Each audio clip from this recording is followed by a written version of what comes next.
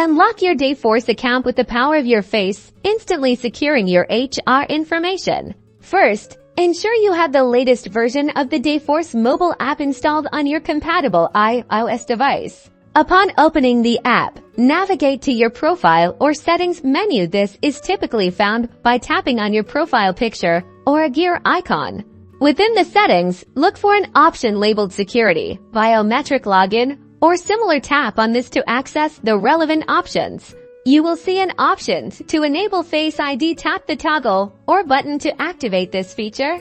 Your device will then prompt you to authenticate using Face ID. Make sure your face is clearly visible and centered within the frame as instructed by your device. Once authenticated, you'll receive a confirmation that Face ID is now enabled for your Dayforce account, allowing for quick and secure logins. From now on, simply look at your phone to log into Dayforce, making accessing your important HR information faster and more secure than ever.